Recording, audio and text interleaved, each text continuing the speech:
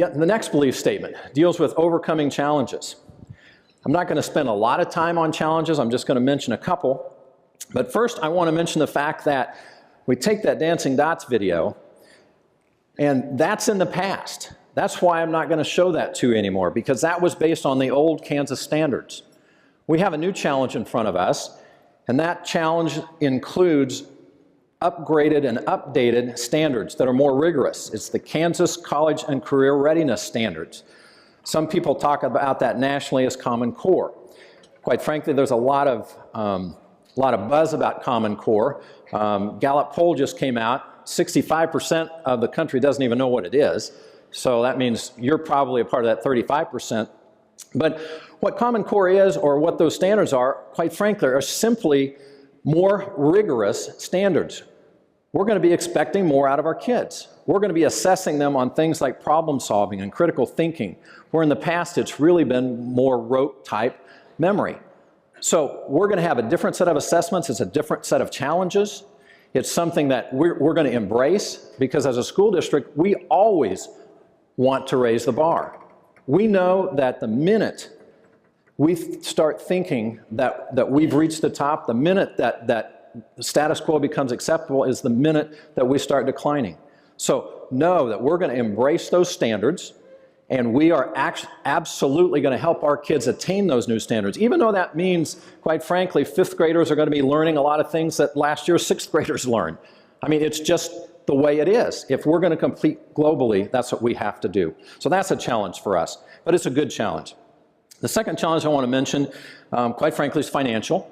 It deals with revenue coming into the school district, because we've been, quite frankly, pretty strapped over the last 4 or 5 years as the recession took hold. And the current state finance formula caps us at a revenue level. We need, and our local legislators that are here today know this, and I've talked with each of them individually, and they're all in favor of this, we need additional local control measures.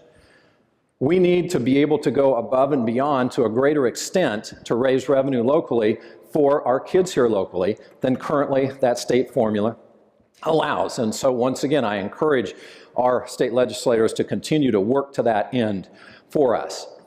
I'd be remiss if I didn't point out one thing that happened in the last legislative session that most of you are probably not aware of. There's a little thing called Senate Bill 23. It didn't get much notoriety, but it was one of those situations where we worked really hard with our local delegation to put together a piece of legislation that, quite frankly, didn't increase the amount of revenue that the Blue Valley School District was going to get, but actually slowed the rate at which it was going to decline. I mean, doesn't that sound crazy?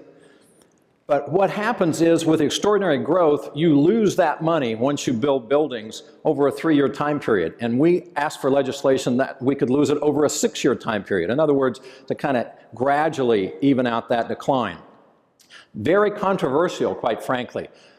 But I want to tell you, the legislative leadership that we had, all of the Johnson County delegation, every single one of them, not only voting for that, but lobbying and working behind the scenes with their fellow legislators from across the state of Kansas, we were able, by the narrowest of margins, to get that approved. And I want to tell you, there are 4 districts in Johnson County, 4 of the 6 that are absolutely ecstatic that happened. So I want to publicly say that and thank the legislators that were here for working with us on that very specific and dynamic piece of legislation, because that was so important to us.